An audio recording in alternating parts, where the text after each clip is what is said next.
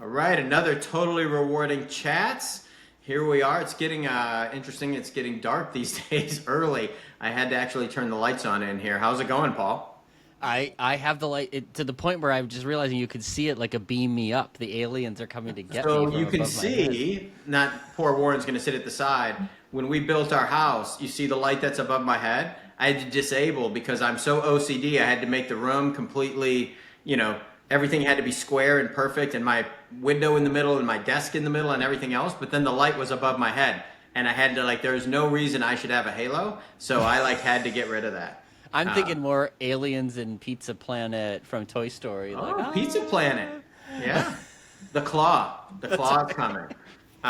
And Paul Warren, welcome to our professional show. Thank you. Totally rewarding chats. How's it going?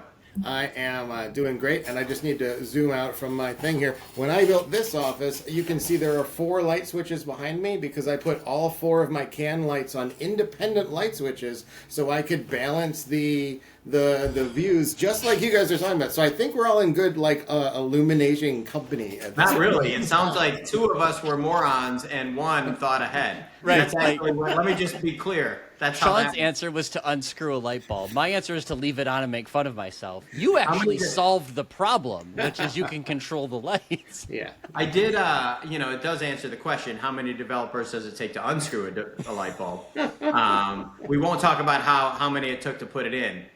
We'll go from there. So Warren, thanks for showing up. Thanks for having me. You're I'm regretting excited it to be here. already. Yeah. Yeah. So give us your illustrious background, if you will, and bio in your own words, since obviously we can't even talk about lights so that you can do it justice. Well, so hi. I like to say this whenever I'm meeting new people. I say, hi, I'm Warren. I'm from Chicagoland, and at least I live here now. Born and raised in St. Louis, Missouri, home of the 11-time world champion St. Louis Cardinals for your listening audience. And then started out really my HR career. I was at a company called Hewitt, which used to be, now is Aon.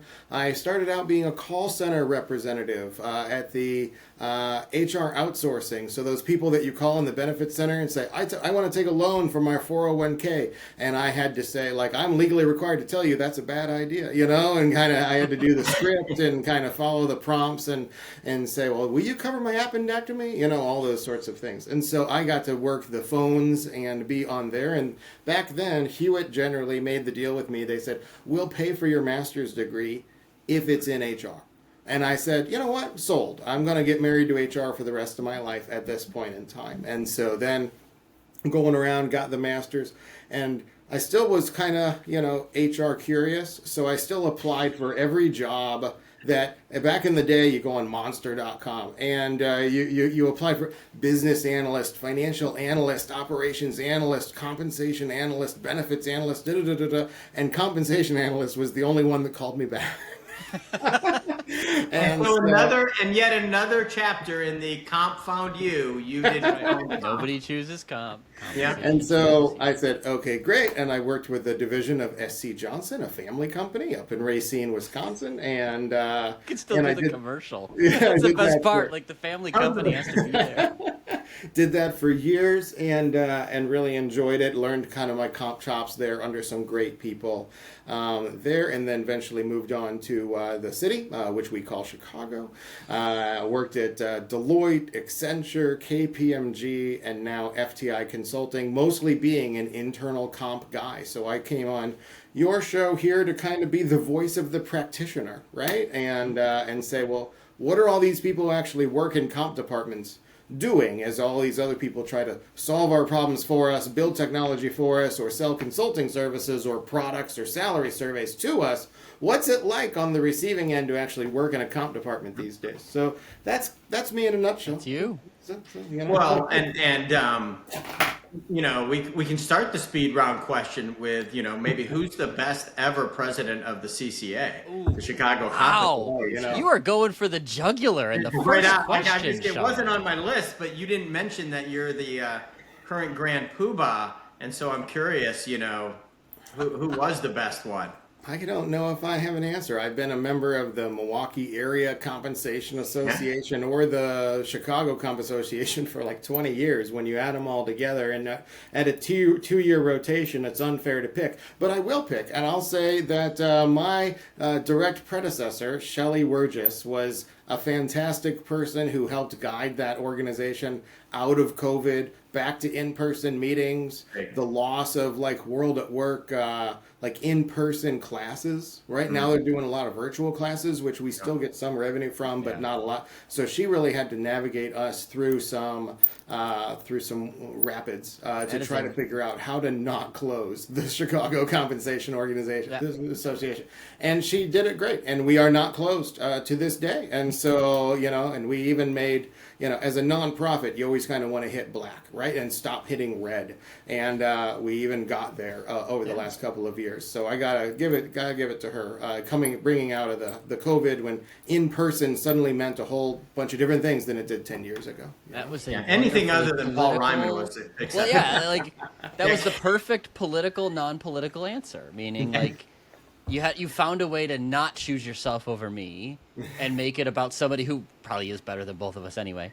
But not political. My tenure here, because we've got decent momentum, all I want to do is keep the wheel that's turning, keep on turning. So, after you get your kids' playground spinny thing going for a bit, you just have to keep it going. That's my job at this point. It's a great group. It is. I really enjoy when I go, and like Paul and I, enjoyed the thing in August where, such a good group where you can do kind of fun events where you had the member appreciation and we could just have fun. Although some of those stupid questions that Paul asked about, benefits compliance and legislation dates, that was less fun. In but which general, year was ERISA passed? Yeah, exactly. Yeah, and Paul, for some reason, wouldn't take "who cares" as an answer, which was unfortunate.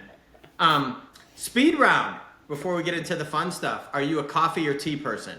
I am a tea person. I drink what this man named Patrick Stewart referenced to me. He drinks Yorkshire Gold, as he says in his book, Making It So. And so I am a Yorkshire Gold tea guy following Patrick Stewart, who doesn't drink Earl Grey, by the way, because I know you all are Star Trek fans, and especially the listening audience.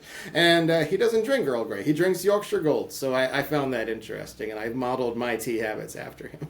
And may that be a Jeopardy question in the near future before I forget it. Yeah, holy smokes. Like, who knew that Patrick Stewart had such tea preferences? Yeah, may I use that somewhere that comes up? Are you compa ratio or range penetration? I like range penetration more because I think that if you derive a salary structure, you drove it for a reason, right? And it has a minimum and maximum for a reason, and it isn't all about the midpoint, right? And so I think that, I think I'm come over to the range penetration side of things because comp ratio. You can put ranges around comp ratios to 80 to 120, but I like kind of monkeying with stuff as well and kind of handcrafting some things, and that means I want the minimum to be exactly here and the maximum to be exactly here, and I want you to be in that range. That is sometimes deeper than just 80 to 120 on a comp ratio count. That's me. So, yeah. You have a weekend away now, Warren. And would you rather spend it at a posh resort or out in the woods roughing it? I would spend it in the woods. We've got a cabin near Galena, Illinois, which is a cute little vacation town, and it is on the banks of the Mississippi River. And so if you gave me a choice, give me a screened-in porch, cable TV, air conditioning, and the woods. Yeah. So give me all those things together. I hung my head knowing I was losing because Warren, this is like an ongoing thing. I'm Mr. Posh and Sean is Mr. Not. But I'm like, oh God, Warren's got that cabin. I can see where this is going. But then I'm like, wait a minute, that is like camping light. Like that is you're taking the posh and putting it in the woods. Yeah. Because you've got the. So I would put that in the 85% Campa ratio. Camp with a posh ratio.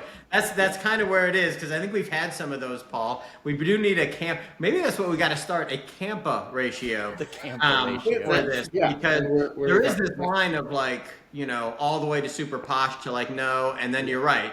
there's like totally give me a sheet of Isqueen and a knife and one match and go out for the weekend. And that's my wife. Like, I'm yeah. Eagle Scout, and so there was a lot of camping in my past. And now my wife and daughter, you could give them specifically a teardrop camper and like a flint rock, and they would have a great time all weekend long. And I'm the one who's like, no, give me the air conditioning at this point in time. So.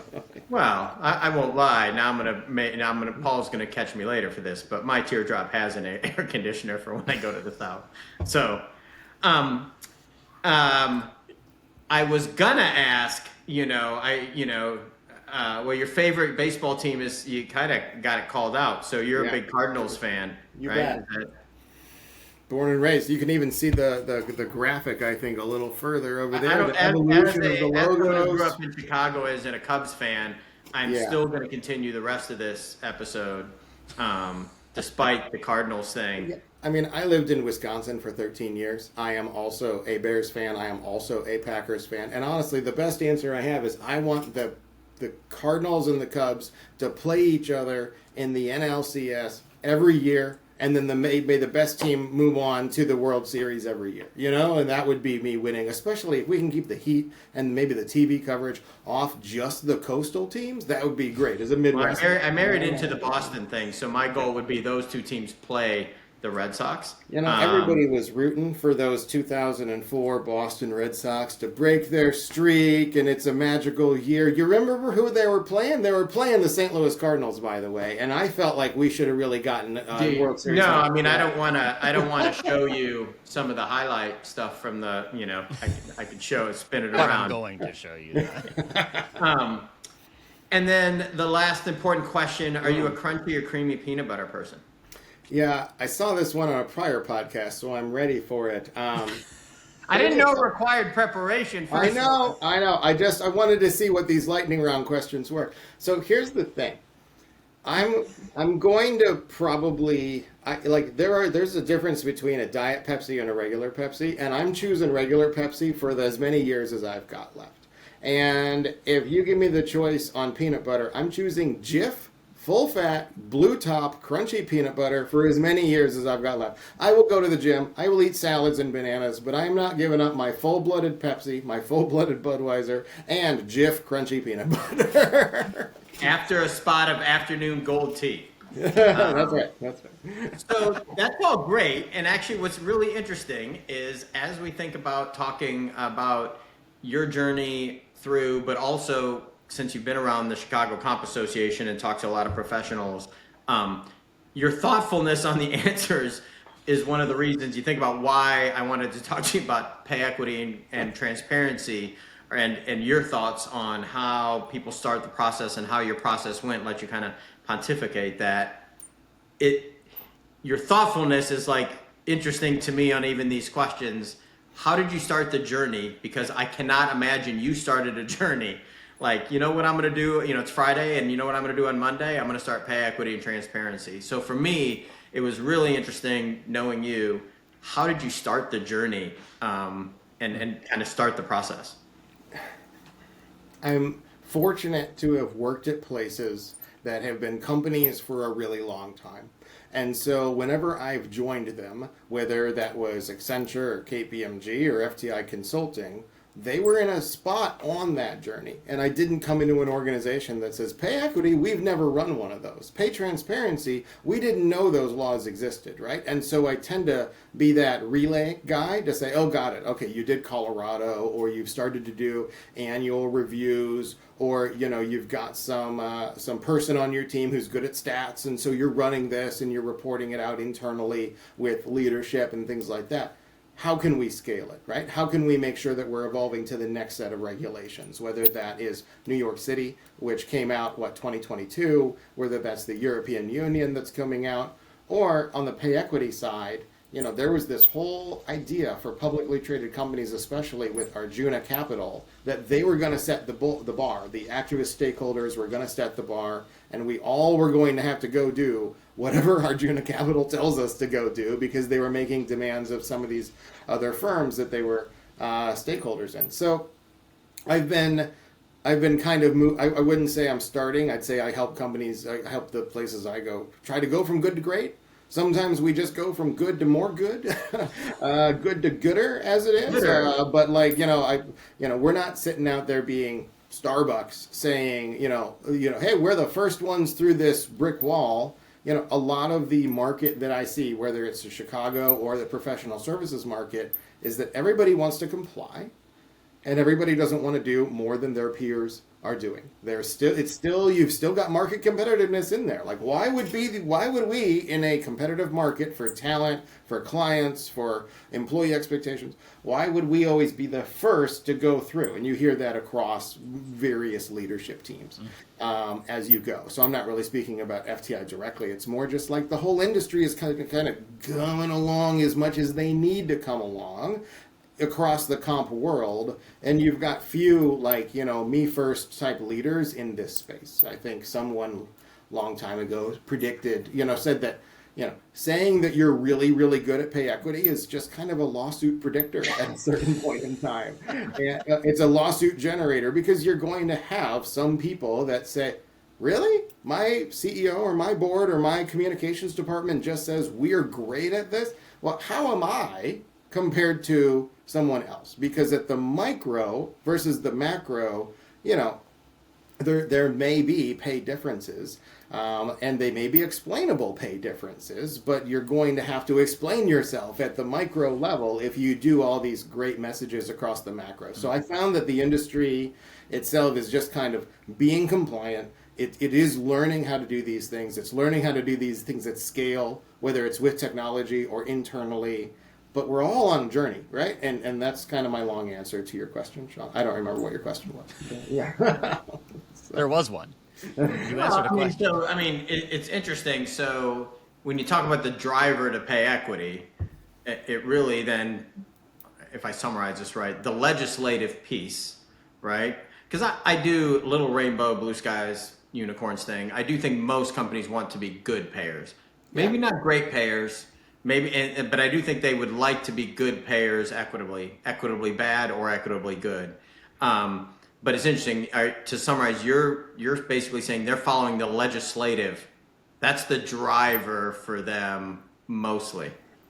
There's a couple of ways you can make this case, right? The first is you got to be compliant with the law, and the lawyers love it when you try to be compliant with the law and not try to skate it, right? So that's kind of the bar that everybody universally has to follow, and that's what Europe is getting ready for, even as they haven't really published really definitive expectations yet. June is still coming. We're all still trying to get ready for it, even in a world of uncertainty. There's that bar.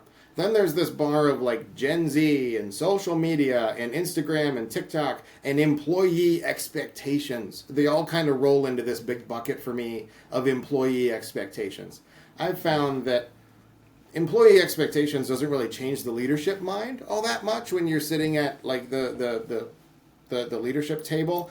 Well, the employees want it. Well, that usually isn't enough to make the leaders, do it just because the employees want it. They all want red convertibles too, especially down south. So there's that. I think the employee expectations bucket is something that is an added factor, but it is not clearly as driving the work as much as the legislation is.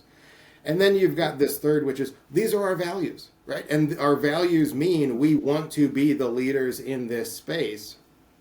Unfortunately, we're starting to live in an environment over the last couple of years where a lot of companies have pulled back on that DEI values piece to recognize the current environment. And so does your values argument push you forward? Does your employee expectations argument push you forward? Or does the legislation push you forward? And that's the common bar that the whole market is going to have to react to. And that's where you can kind of keep pace with your competitors as well. Yeah.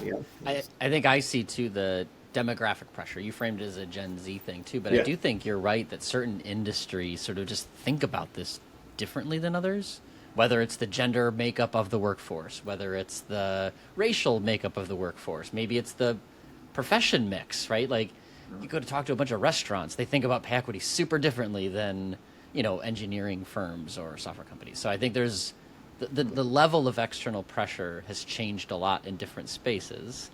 And I think you raise an interesting point that professional services is a little bit of a herd mentality, right? Like, because the talent market is so competitive. Yeah. between a relatively small number of companies, that as a result, you never want to go too far ahead because you might go too far. So there's this natural sluggishness of change to some extent in certain markets. And I'm not characterizing that for everything in services, but in this area, it kind of is, because to be a leader might not get you what you want, and it might hurt you a lot because you're really competing with a dozen companies. Like, that's kind of it. Well, it's interesting because pay equity and pay transparency, obviously two different things and two different legal standards. But my perspective, I think pay transparency is driving pay equity, right? That, because it's public. To your point, I think like the employee expectations, this stuff, and now they get to see stuff. You kind of have to take care of business in the back because of the pay transparency laws. And maybe the pay equity, this will sound maybe not great, but the pay equity piece is kind of like, okay, that's the bar that's set for us. They probably would have had to meet a minimum bar before, but hey, if you're legally going to set it for me, thanks. We can say we meet it. Well, and I think that's the theory, Sean, right? Like the pay transparency regulation is a tool to drive pay equity, right? And I think many would challenge whether it would work. And I think what your premise there is maybe it is. It's not direct, right? But it's indirectly working because when you have to be more open, you want to make sure you're not embarrassed by what you show. And that segues us into what our friend Nancy coined, at least to me, she coined it, is that pay explainability word, right? Where now we're getting into, now that you've got transparency, like transparency is not the whole picture, because the second you're transparent, now you have to explain, and which means you have to have toolkits for explanations and training for explanations, and your comp philosophy has to be well documented, and you have to be able to explain, because oftentimes, if people go to their boss and say, why do I make what I make, why do they make what they make, usually the boss has an answer to that question at a really micro level. But how do we scale that so that global or even nationwide employers can really control that messaging so that it isn't in the hands of line managers, right, coming up with what is probably very plausible and accurate and local explanations, but maybe disconnected from what the organization is doing around pay transparency or pay equity on the broader scale. So that you've got that pay explainability, which is right after, okay, we've published it, we're transparent, great. Why? Right? And it comes right by the time you're done saying the sentence. People are asking you, why is this number like that? Why is this number like that? Which gets you right into the change management, the training, the pay explainability. So for me, that kind of segues into, you can talk a little bit about FTI if you want, because I know they get 70-ish countries. We're in 33, I'd say, 33. Soon to be 70 when they double in size. I'm here to promote it. Or when countries cut in half. Yeah, whatever. I said counties. Did I say countries or counties? You're in that many spaces and have that many offices, because I agree with you, Warren. It's like that manager says it, but in a professional services environment in particular, you work with peers that work for different managers in different places. And now, the explanations are different. I mean, how have you seen, from a global standpoint and big company, what are the bigger issues you've had to consider as you've rolled this out, and how have you tackled those? And if you've seen others do it too. Yeah. I think about when you go to the webinars, you go to the meetings. The meetings. It always has a connotation when I say, "Oh yeah, I'm going to a meeting." When you go to the Chicago Comp Association meetings or the World at Work conference or whatever, you're going to hear a similar theme, and we've actually been hearing it for like 25 years. Does anybody remember T8, the World at Work class, T8 or C8, Total Rewards Communications? Right? And how to communicate pay, like that should have been T1. That should have been C1, because that's really what is coming front and center in all this is your manager enablement, your HR enablement. It's guys like Sean and I can go design all the pay programs you want in the ivory tower, but how does it go and get out to the organization? And it is, your typical communications roadmap. It's your stakeholder analysis. It's your, some people call it personas. I call it an empathy analysis, right? Where you've got leadership view, you've got HR leadership, you've got the general HR community, then you've got business leadership, the management committee or the board, and then you've got like what I found that you could actually do great on 7 of 9, Star Trek reference, 7 of 9 stakeholders there. And what most firms still miss is those last 2 stakeholders, which are your line managers and your general employee population. Because when you're talking about things like pay practices and pay policies, the leadership will get it, the business leadership will get it, the HR community will get it, the HR leadership will get it, the comp team will get it. But guess what? You missed those last 2 buckets, which are your line managers and your employees. And I think that's a challenge 25 years ago when it was explaining our merit matrix or our bonus programs or the sales comp programs that we all cooked up. And it's the same thing that comes back when we talk about pay transparency to say, oh, well, why is pay different? And why are we publishing that number in that way? And who's included in the peer group that you published when in my right to information response that is going to be coming out in Europe? And oh, well, it's all the managers in Spain. Okay, well, who are all the managers in Spain, right? And all these things. So I feel like the way to get it going is through that change management / communications roadmap. And you can't forget about the last 2 groups. You have to find some way to cascade this information out, because I found that across my career, cascade doesn't really work. Because a lot of times the leaders hear the message that they hear, they think that they've heard it, and then they don't really it out to their team unless someone in our role, the practitioner role, the HR role, kind of makes them push it out to their team. Yeah. And we find the employee appropriate messaging, we find the line manager appropriate messaging.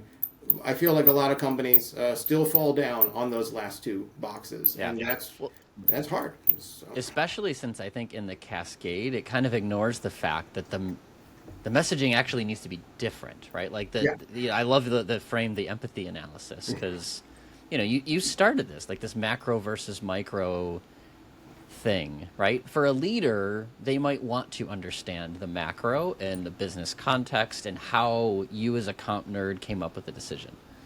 Most employees do not care about all of that.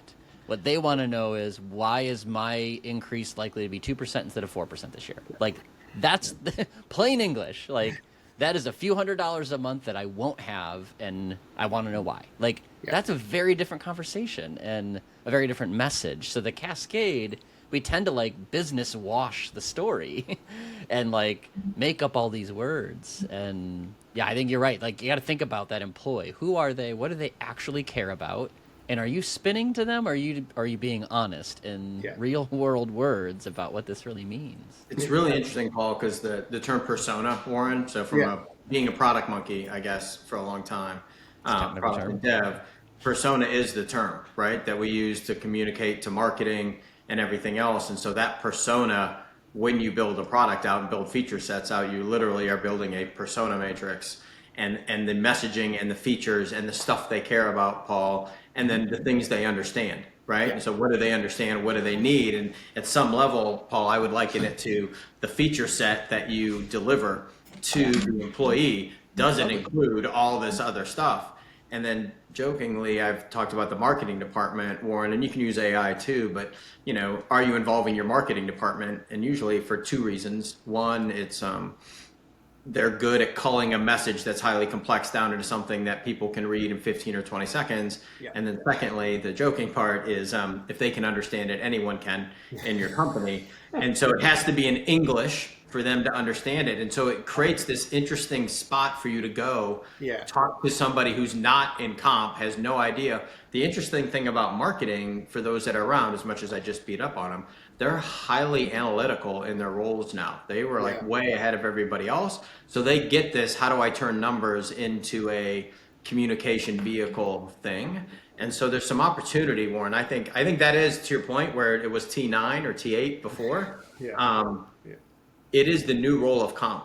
Like, you have to be in the comms business at some level.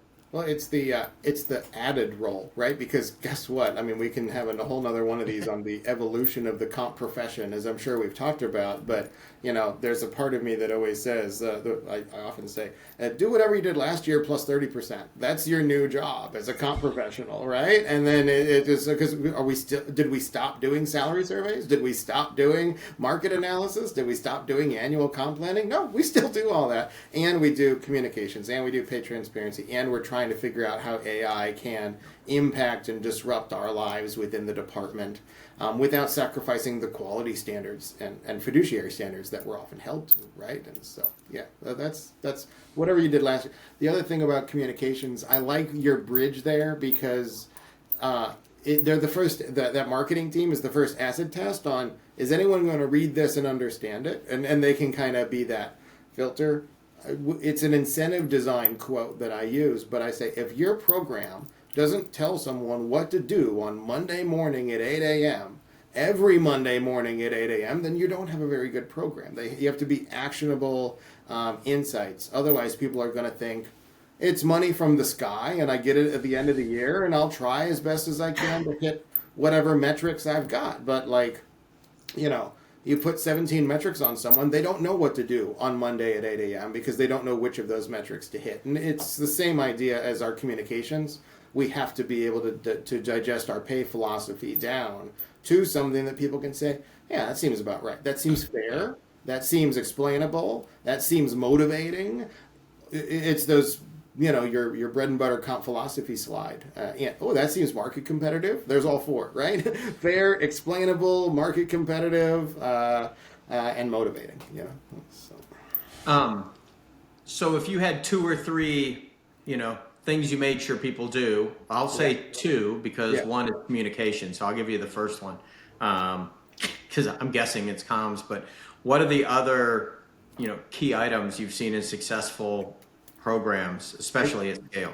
It's not that I came on here to sell software as a service or software as a solution companies, but I would say you got to get help these days because just trying to rely on newsletters that kind of tell you from law firms about upcoming legislation isn't going to close the gaps anymore. I recommend getting help. Now, whether that's an expert who knows this stuff really well in your own legal department, whether you've got someone really passionate about these topics on your own comp team in which you can say, great, you are now the czar of this topic and you have to your responsibility is staying abreast on all the industry news that comes out, or you pay for someone to help you with the analytics, help you with staying on top of the law so that you can ask a question of them and say, which provinces in Canada do we have to again? And then they actually give you an answer that doesn't make you Google for, 85 minutes. And then you kind I of didn't know that was a province in Canada. Yeah, and then you kind of get a half answer. Are you ready? Are we in a place now where we're supposed to give half answers from Google to our board? Like, no, we're not. We're supposed to give real answers to real questions. And sometimes you call in the experts to help. So I would say, number one, get help because it's going to be really hard to stay on top of all this legislation and the requirements it requires without help translating it into what it is. And they often have this great perspective of like, okay, yeah, I understand that the legislation says that, and your legal team is going to help us say that. But the way a lot of the firms are interpreting that legislation, it sounds like muh. And until case law comes down and says everybody's wrong, everybody interpreted that incorrectly, again, back to the competitive point, you interpret the legislation with your own legal team and with your help and with yourselves to say what's the right choice for my firm. Because all this stuff is not always prescriptively clear. It isn't always by grade. Some firms don't have grades. Some firms have 90 grades. It can't be. You're going to have help customizing it to how it works for your org. So number one is get help. And number two is don't sleep on the communications, right? Which is where we talked about it, because we can put our comp teams, our managers, our analysts so far in the data, making sure that we're complying and pulling all our data and stretching it and summarizing it in all these ways. And it's just going to live on their desktop. And maybe we'll get enough to be able to report to the government regulator. But that's not where the legislation is going. The legislation is going, and you have to communicate it to your works councils, and you have to communicate it to your employee representatives, and it's going to be on your public website. And so therefore people are going to ask you about it. Yeah. So you can't sleep on the communications on it. You got to engage your leadership so that they understand what's going on in their country. Because that leadership, that business leadership, they're going to be the first line of defense for those questions that come in. And you kind of want to arm them with the talking points so that they don't say, I don't know, that's an HR thing, you know? So. Yeah, I think I've been talking about the proactive, you have the proactive, but then being proactive with your reactive. Because there's these things where now, someone can call and say, or request, that show me where I am and where the average man and every woman is. And so instead of just reacting when that happens, where you're proactive and putting that process in place and really thinking through all the use cases, to use more product lingo, I guess, of how they're going to interact with you. And so that communication is ready and consistent, because if you leave it to the HRBP in, one part of Spain and then another part of Spain, and then they're going, the fact that they think they're not going to talk to each other in other parts of the company or share data, it's just going to happen. And so I think that's really important when you talk about, Warren, getting your whole comm strategy and really thinking through all the personas, what you have to give them and what they might ask for, so that you have that all prepped. As best as you can. And then there's reality, right? In which, as I'm sitting here saying, am I a superstar? Are we going to do this the best ever? Hey, we're going to do it as good as we can with the capacity we've got, with the resources we have. And, and we're going to try to achieve the world, right? That's always our goal. And then reality hits, and then you say, okay, we're going to do it like this instead. And then you stay adaptive and you go down from there, So this is both. Give yourself, I guess my third one, you didn't ask for three, you asked for two. Third one is give yourself some grace as we're all trying to figure this out. Like, from a practitioner standpoint of view, I'm a pretty experienced guy. I'm a pretty well-connected guy. I still feel like I have no idea what I'm doing when we're trying to figure out how to solve these problems. So if you still feel like you have no idea what you're doing, you're not alone. Like, that's where organizations like World at Work or the Chicago Comp Association or your industry groups, they're not going to tell you what to do for the legalese, nor should they, right? But they can at least let you know that you're not alone trying to figure out how to fit these challenges into your own firm. So give yourself some grace and say, I'm going to get through it. We just got to we're going to eat the whole apple, but we're going to do it one bite at a time. Yeah. And I always, my advice I give new people in particular is, like, good faith goes a long way. And I mean that from you'll notice every law is written with good faith as like a starting basis. Like, they want to know that you want to try to get it right. That does not mean you're going to get it perfect, right? But so it's not just to say, like, Warren's not saying don't worry about it. He's saying it's going to be okay. Like, try to get it right. Do your best. We're all trying to do our best. And if you can demonstrate you're giving it your best, employees will give you credit for that. The law will give you credit for that. And you'll be in the right mental mindset to continually make progress, and you're not going to beat yourself over the fact that didn't do that. I like right. the word grace, actually, Warren, and because as I've been out with Nancy, on the fireside chat stuff, since you mentioned Nancy, the term I use a lot for people, I need to add grace, because actually that's a great part. Is it's a process, not a project. And so you're not, basically you're not going to get it right when you start. Yeah. Just start with, you're going to fail perfection out of the gate. But long term, it's a process that you need to incorporate. Communication process. It's not a project. Data process. It's a project. You're going to get stuff wrong. But I really like, actually, Warren, the EQ side of that, because I'm more all the math and the whatever. I think I like the EQ. Give yourself some grace. You're doing the best you can. You're learning. Nobody's been doing this for 10 or 15 years. There isn't a 15-year pay equity legislation expert out there. There's not one. So we're all learning at the same time. And to your point, there's no legal precedent either. We're all waiting and seeing how this is really going to shake out. And to your point, Paul, like, how far does good faith go? What are the numbers? What do they really lean on? And there's just so much to learn. Yeah, particularly the pay transparency side, to be clear, right? Yeah. I do think there is quite a bit of case law on the pay equity side. Equal pay for equal work is not a new thing. Nope. But that's different, right? I think that's where there is a right answer. Yeah, Don't and I hope discriminate, that don't do most bad firms are getting things, pretty right? good at that by now, you know, Yes. and at least they're on their own definition in a way that they can feel like they and their legal teams can defend it and explain it and say, yeah, these are our compensatory factors, and this is what the math says, and that's why we think we're okay, you know, and kind of That's tell right. that story. Now, they might not go and publish all those standard deeds out to every employee. That's atypical, right? That's not what firms typically do. But internally, you really should be pretty good at getting your leadership and your management comfortable that we're doing those analysis, because those have been around for 15 plus years, you know? Yeah, Yeah. exactly. Switching it, well, allowing you to expand your horizons, Warren. If you could solve anything, now that I've been using product terms, I'll use a really professional one. Automagically solve anything in HR. What would it be? Don't say communication. We already got that one. I'm interested in Paul's stance on this, but it's the one that came to mind as you said that it'll be the question. My auto magic would be, and some firms already do this, would be to take performance out of base pay. Just take it out of base pay, and then let your market forces, let your business forces just sit.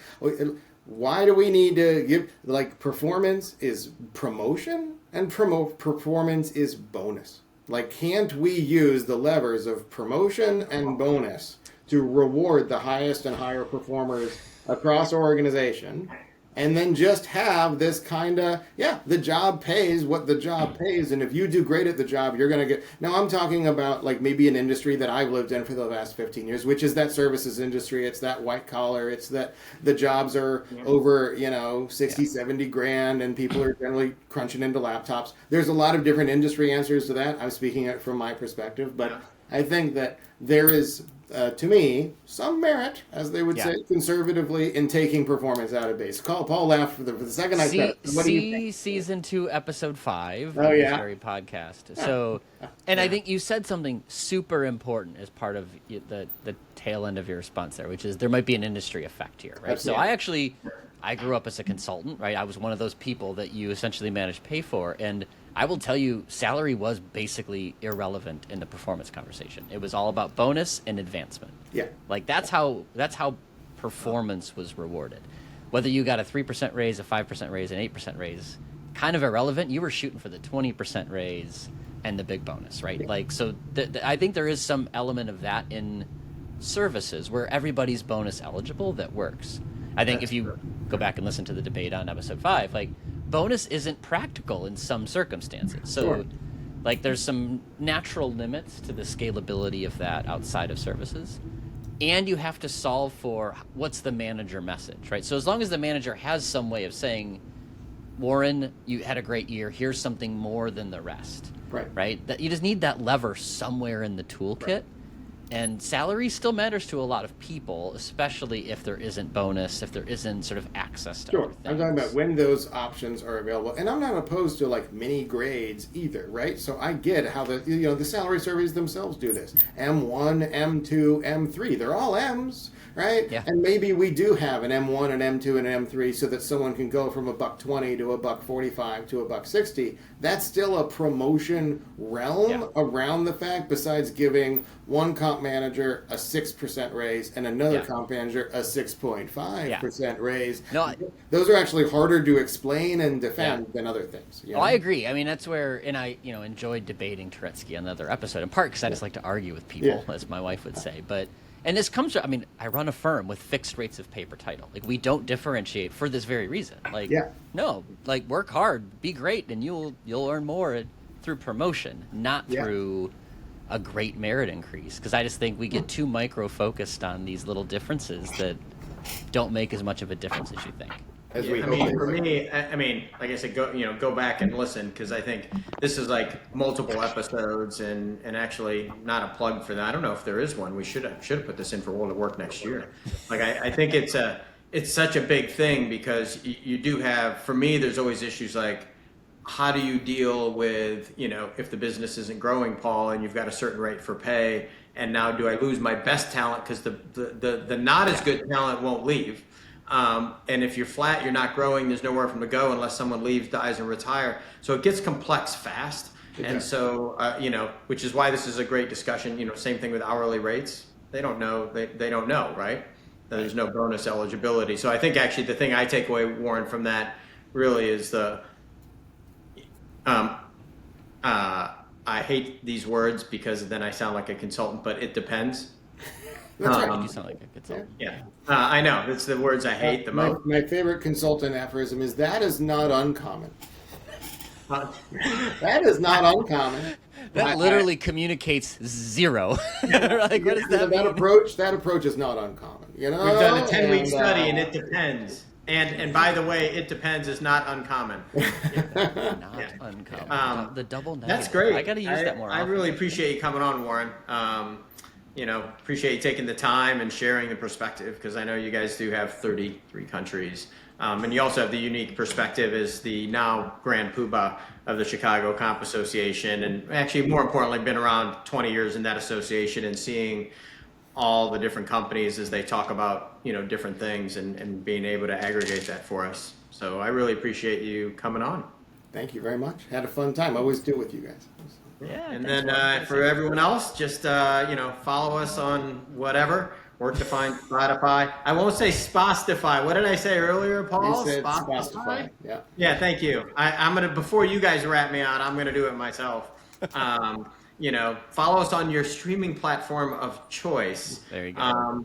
And we will tag Warren, and as you can tell, Warren is a fountain of knowledge. So whether it's from an affiliate standpoint, etc., or pay equity, transparency, or anything else, Warren's an amazing resource if you want to reach out to him as well. Thanks so much. Thanks, Warren. Thanks, everyone.